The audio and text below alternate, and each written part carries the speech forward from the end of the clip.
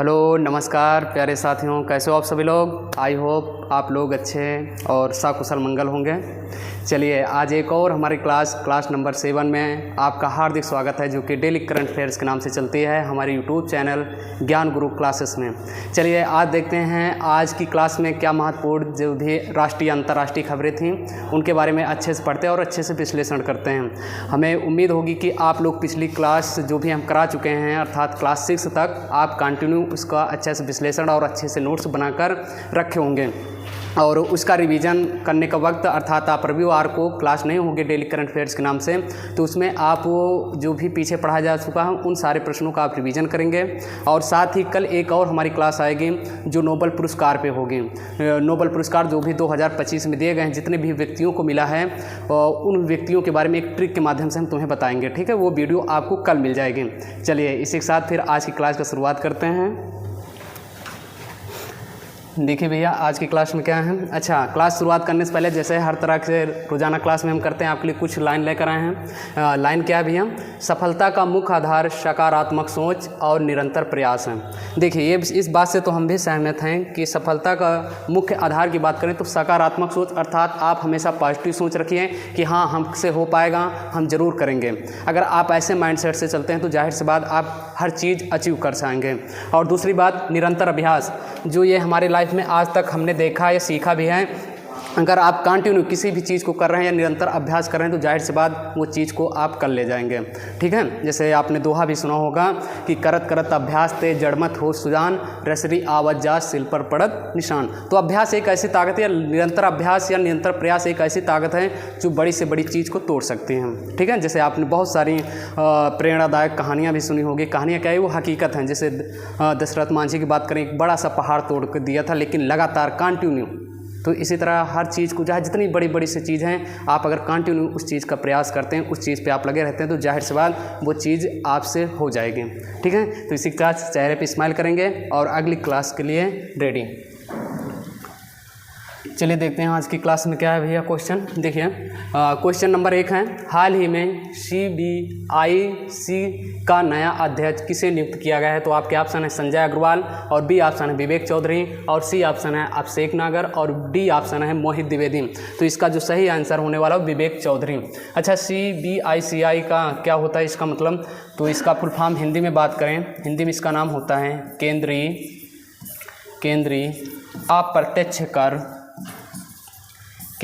अप्रत्यक्ष कर एवं सीमा शुल्क बोर्ड, ठीक है। ये इसका हिंदी नाम है एवं सीमा शुल्क बोर्ड। तो इसके डायरेक्टर या इसका नया अध्यक्ष किससे बनाया गया तो विवेक चौधरी। लेकिन विवेक चौधरी ने रिप्लेस किसको किया है अर्थात ये किसके स्थान पे आए हैं, तो इन्होंने रिप्लेस किया है संजय अग्रवाल को। ये पहले थे, ठीक है, इनसे यानी विवेक चौधरी से पहले अध्यक्ष थे, पहले अध्यक्ष, सबसे पहले नहीं बल्कि विवेक चौधरी से पहले थे, ठीक है। तो पहले अध्यक्ष थे, यानी विवेक चौधरी से पहले कौन थे, संजय अग्रवाल। तो इतनी बातें याद रखेंगे। आप कौन हो चुके हैं, विवेक चतुर्वेदी।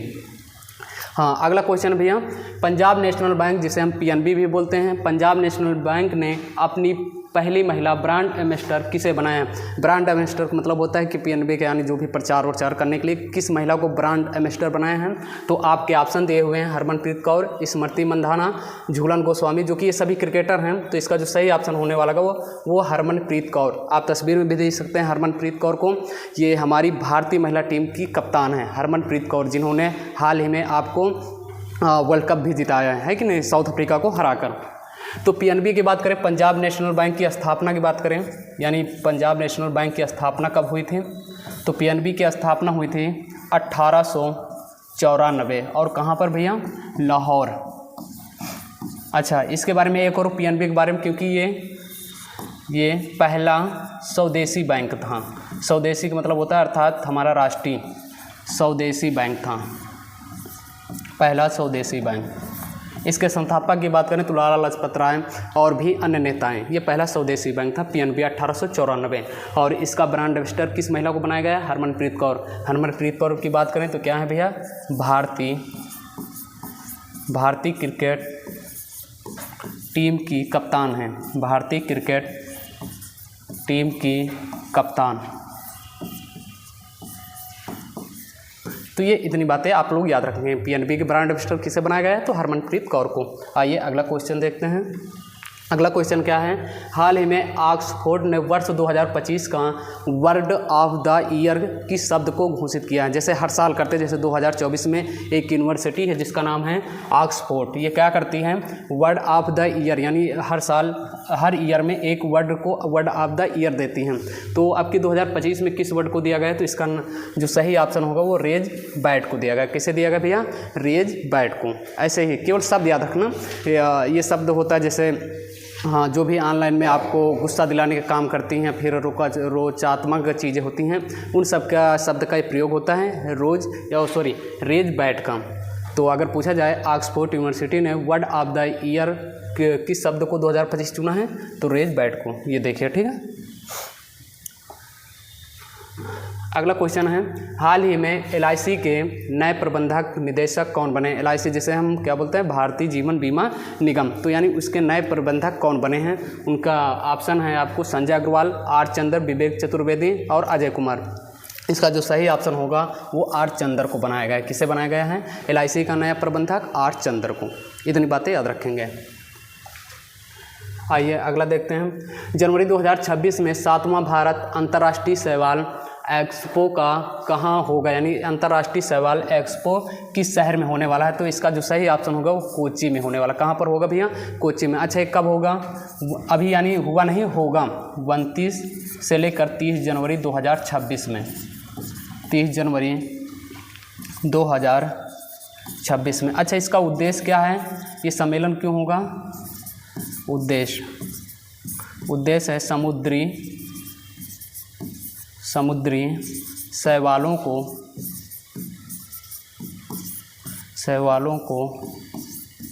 संरक्षण करना। जैसे आप समुद्र में देखते हैं ना, समुद्री शैवाल, तो उन्हीं के बारे में संरक्षण, उसकी बैठक होगी।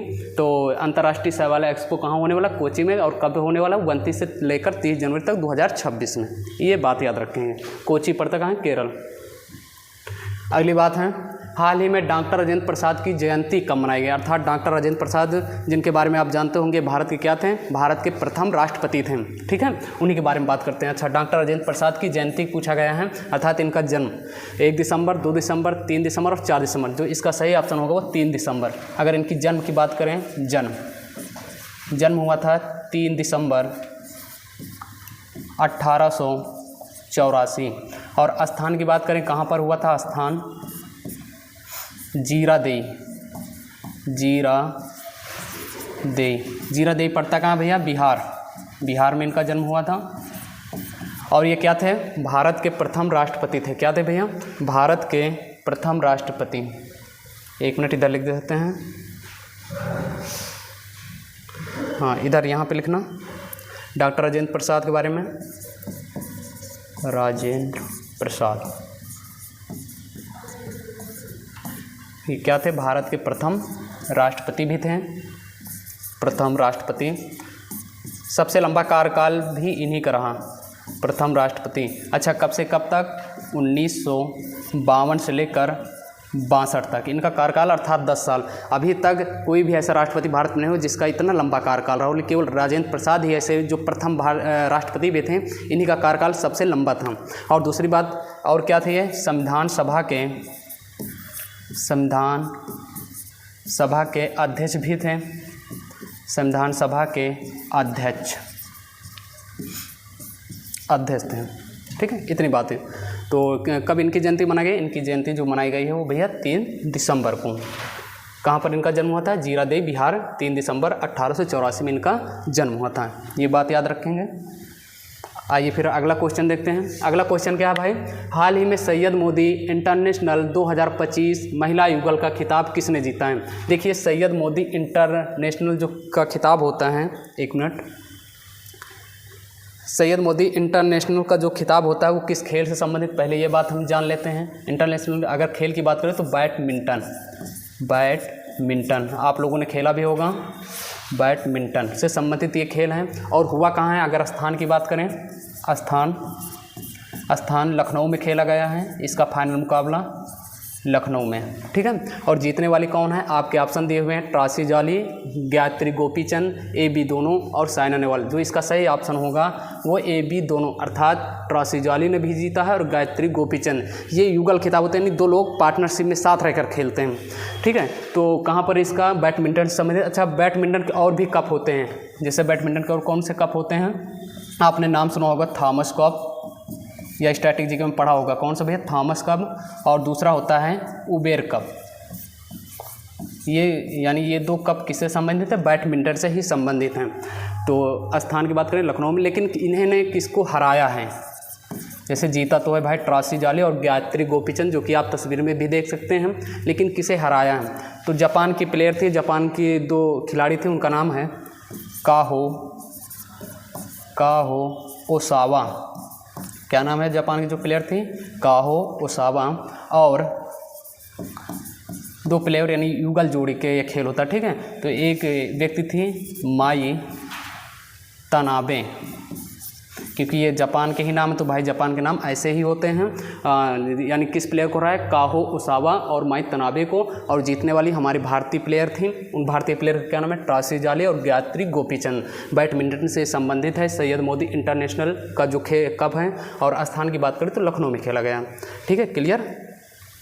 आइए अगला क्वेश्चन देखते हैं। फिर अगला क्वेश्चन है, इंडिया टूरिज्म कैंपेडियम 2025 के अनुसार सर्वाधिक विदेशी टूरिस्ट को आकर्षित करने वाला राज्य, अर्थात एक संस्था होती है जो कि टूरिस्ट को जो आकर्षित करे उस पर ये रिपोर्ट तैयार करती है, वो संस्था का क्या नाम है, इंडिया टूरिज्म कैंपेडियम। ये जो संस्था होती है ये यानी एक रिपोर्ट अपनी तैयार करती है कौन सा राज्य सबसे ज़्यादा टूरिस्ट को आकर्षित किया है। तो उसमें बात करें तो सबसे टॉप राष्ट्र पे है तुम्हारा महाराष्ट्र ने सबसे पहला स्थान, और दूसरा स्थान है पश्चिम बंगाल का, और तीसरा स्थान है हमारे उत्तर प्रदेश का, ठीक है, इस तरह से। तो पहले स्थान पे कौन है, महाराष्ट्र ने। महाराष्ट्र के सीएम की बात करें, सीएम महाराष्ट्र में सीएम जो हैं उनका नाम है देवेंद्र फडणवीस,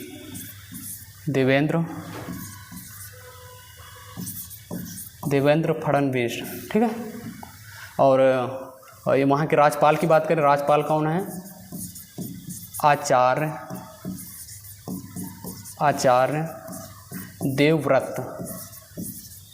देवव्रत, ये राज्यपाल हैं कहाँ के भैया, महाराष्ट्र के। इतनी बातें याद रखेंगे। तो कौन सा राज्य टॉप लेवल पे है, महाराष्ट्र, और दूसरे पे कौन है, पश्चिम बंगाल, और तीसरे पे कौन है, उत्तर प्रदेश। सबसे ज़्यादा टूरिस्ट को आकर्षित करने वाला राज्य बना है महाराष्ट्र। चलिए अगला क्वेश्चन है, भारत का कौन सा इंटरनेशनल एयरपोर्ट बनने वाला पहला वाटर पॉजिटिव एयरपोर्ट बना है। यानी वाटर पॉजिटिव एयरपोर्ट का मतलब होता है, वाटर पॉजिटिव एयरपोर्ट का मतलब होता है कि वो एयरपोर्ट पर्यावरण के अनुकूल रहा और वहाँ की स्वच्छता, प्रदूषण, यानी सब चीज़ों को बढ़िया ध्यान में रखते हुए पर्यावरण को ज़्यादा नुकसान नहीं पहुँचाता। ऐसा एयरपोर्ट को दिया गया है वाटर पॉजिटिव एयरपोर्ट का कहने मतलब नाम।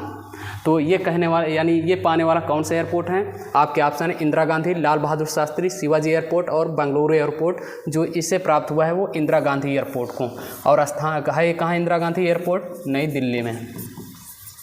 कहाँ है भाई साहब, नई दिल्ली में। अच्छा, लाल बहादुर शास्त्री कहाँ है, वाराणसी में। और यहीं पर शिवाजी कहाँ है, मुंबई। और बेंगलुरु कहाँ है, तो बेंगलुरु में ही है। तो ये वहाँ के एयरपोर्ट की तस्वीरें हैं। यानी आप इतना याद रखना, पहला वाटर पॉजिटिव एयरपोर्ट बनने वाला कौन सा एयरपोर्ट है, तो इंदिरा गांधी एयरपोर्ट है, जो कि कहाँ पर है, नई दिल्ली में। क्लियर।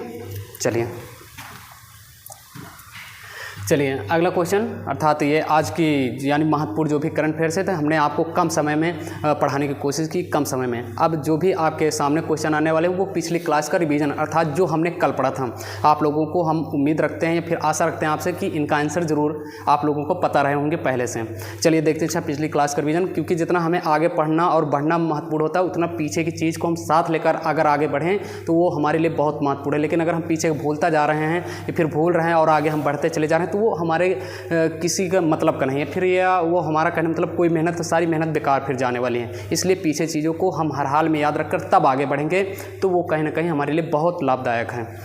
चलिए पिछली क्लास का रिवीजन देखते हैं।